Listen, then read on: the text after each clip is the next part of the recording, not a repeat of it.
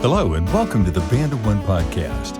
I am Riley Wilson, and this podcast is designed for anyone who wants to begin or develop a solo, duo, or even trio musical act.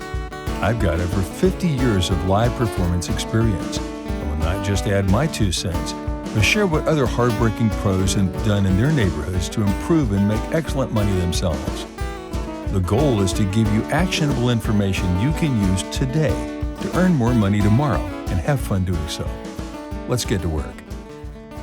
Many years ago, David O. McKay, then president of the Church of Jesus Christ of Latter-day Saints, coined the phrase, quote, "No success can compensate for failure in the home," close quote. I'd like to paraphrase President McKay for musicians and suggest, no success can compensate for a lousy song list. Now, whether you do strictly covers or only original material, what you perform and when you perform it has everything to do with your long-term success. In this podcast, we'll get specific on exactly these details. Let's address original material first. For the purpose of this discussion, assume that you have 12 original songs you can perform at a songwriter showcase or open mic. What's your 2 or 3 best tunes? Know this in advance so you can hit them with your best shot, to paraphrase Pat Benatar. More on that later. Play your tunes away from the public with family and friends, so when you are open to the public, so to speak, you give your best material at the right time. Don't confuse the ones you like with public opinion. The music business is precisely that, a business where you, the artist, are selling your music. If you are good and have something to say that resonates with others, you'll find an audience for that, preferably sooner rather than later. Timing in the music business is no different than any other business. Make every effort to achieve success sooner rather than later. Do your best songs in front of strangers and they will respond to good material, sometimes immediately. Now, if you arrive too early on the scene, like the Byrds, or too late, like Tyketta, your impact and longevity are diminished and may ultimately be doomed. Now, for those of us like myself who play covers, it can be overwhelming when you begin a solo or small group as to what to perform. However, to quote Shakespeare, "To thine own self be true." If you like rock and blues, choose rock and blues tunes to cover. Don't waste time learning country or hip-hop material. Choose a lane or two and spend time exploring that before veering elsewhere. Do you sing? Lead or backing vocals? Or both? Chances are there are some songs and singers whose material you sound excellent on. Start right there and choose songs you can relate to lyrically. Here's a personal example. I played in country music groups since the late 1970s and always liked Vince Gill. Vince had a career-changing song in 1989 called "When I Call Your Name." I worked with the group around that time and tried singing it with no success. I had trouble relating to the lyric, and so I couldn't sell it, even though I could sing the notes well enough. I made the decision then to only sing songs I could picture myself singing and a lyric I could relate to, at least on some level. That's really helped me in my career. Maybe you're a rock guitarist and love Carlos Santana. Use this and make sure you do at least a couple of his songs in your show. Hopefully, you can sing whatever the song would be well enough, and audiences like your version of it. I suggest having at least 2 to 3 songs by any artist you do well and that people like. I enjoy ZZ Top, Eric Clapton, and Tom Petty, among many others, so I have 2 to 3 songs or more by each of these artists. From time to time, you may end up at a private party with someone who's a major fan of that act, and having more than one song from their favorite artist can mean more tips as well as future gigs. If there's one particular artist you really love, you might consider going down the tribute act road. This type of show has exploded during the past decade or so, and I have former guitar and bass students out performing in these types of shows.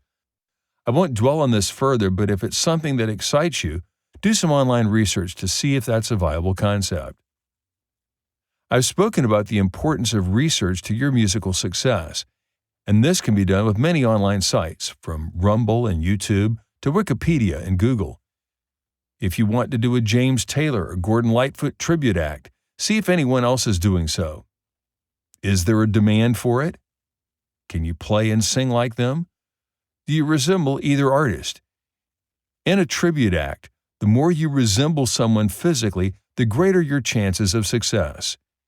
If you answered no to those questions, maybe consider doing several of their songs and several by other artists as well. Online research helps you suss out the competition and see who's the best in their class.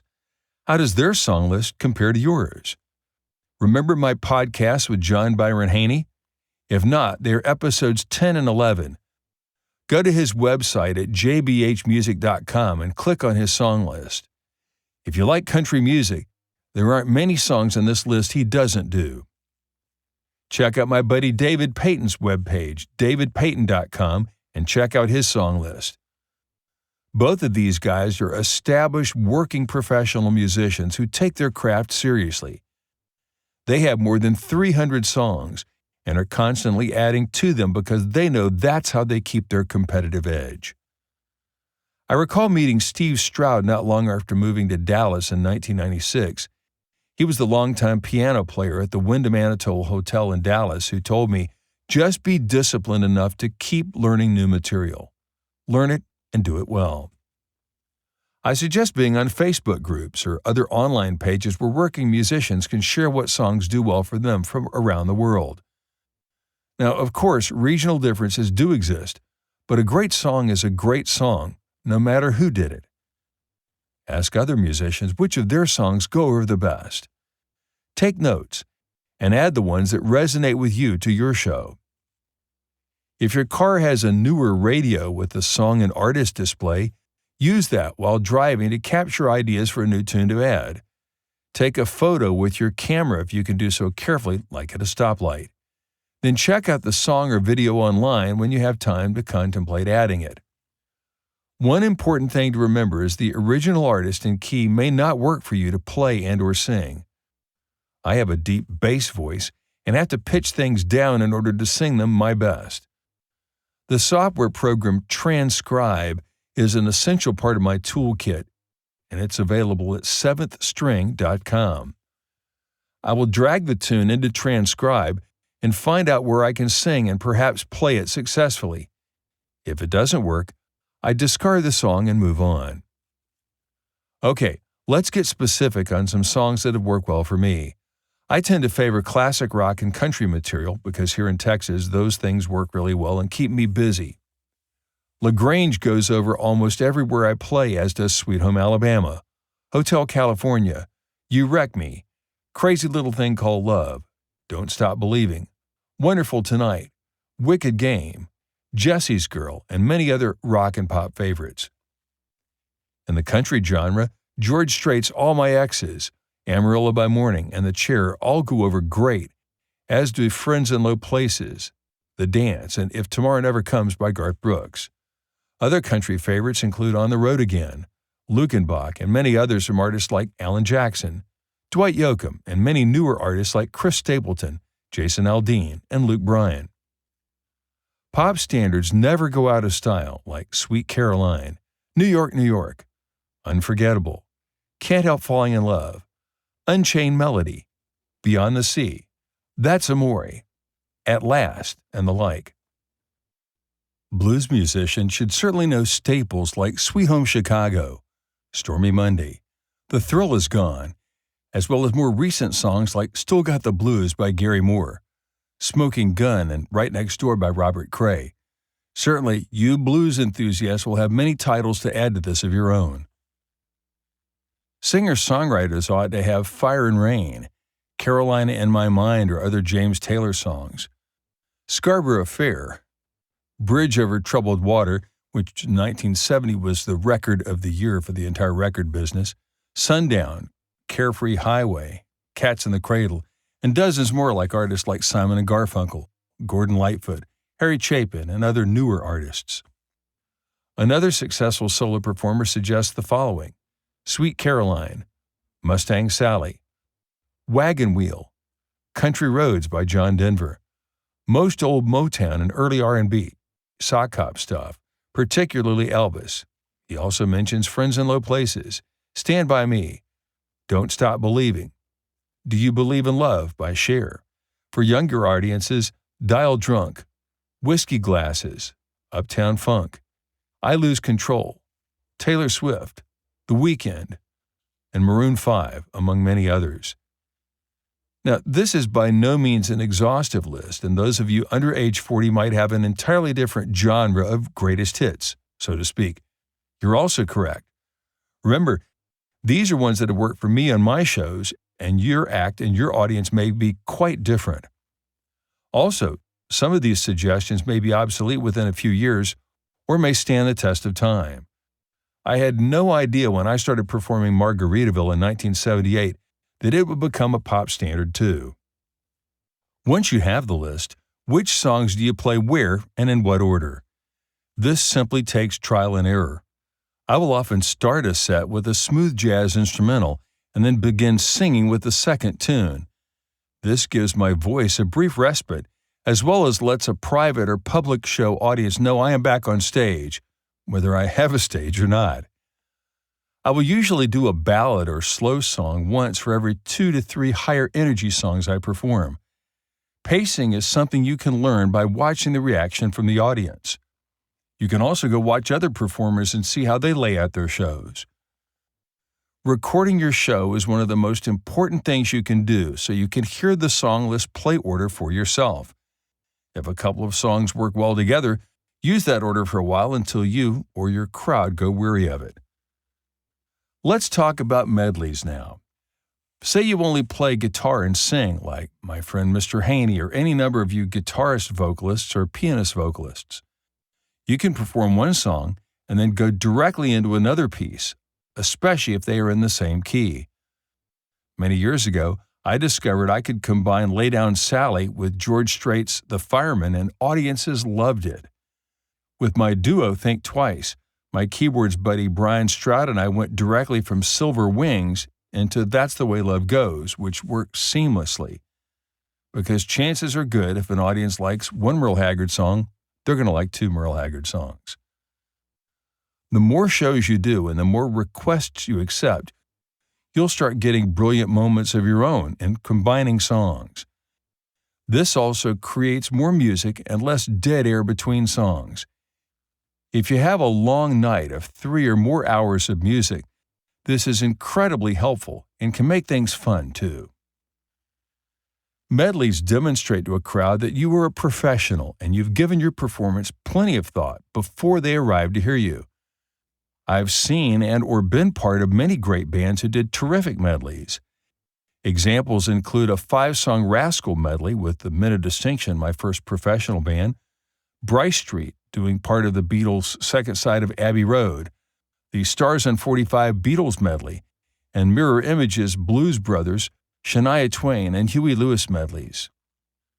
I worked with a singer named Victor Rios in California in 1984 who would do a half hour of 1-6-2-5 doo-wop songs. We would start off in the key of C and do 4 or 5 songs like Earth Angel, Donna, etc., and then modulate to D, E, F, and G. People would dance, collapse, and then get back on the dance floor after a short break. All we had to do was watch Victor when he wanted to modulate or to speed up. That was an interesting gig with a lot of laughs. It's been a while since I asked you to do something actionable. Okay, pull out your song list. Go ahead. I'll wait. Now, take a good look at it. Is it everything it could be? What does it need? For today, consider adding just one song this week. Do your best to master it and get it sounding as good as anything else you perform. This will provide something to look forward to performing at the next gig. If you're still not gigging yet, why not? Go back and listen to each episode of the Band of One podcast. That will help you bridge between where you are now and where you'd like to be. And speaking of past episodes, go back and listen to my interviews with Michael Edwin Q. Michael was often asked when he was doing those Italian restaurants in Dallas years ago, "What's your favorite song?" And he would always say, "The one I just learned this week." Why? Because he knew hundreds of songs, and he was excited to have a new piece to play. One of the beautiful things about a solo or small group is that you and your audience will continue to grow and evolve over time. And as long as you make an effort every month or so to add new material and keep growing as an entertainer, you'll delight your audience and you'll be delighted yourself with the results. That's all for today. Before we close, I hope you'll consider liking, subscribing, and support the Band of One podcast. It costs money to create and host the show online, and I have lots more exciting content to help you be the finest performer you can be. It costs as little as $3 a month, and you can do this at www.buzzsprout.com/212-6606/support. I'm Riley Wilson, and if you have ideas or potential guests for upcoming episodes, email me directly at riley@guitarmadesimpler.com. Thanks, and see you next time.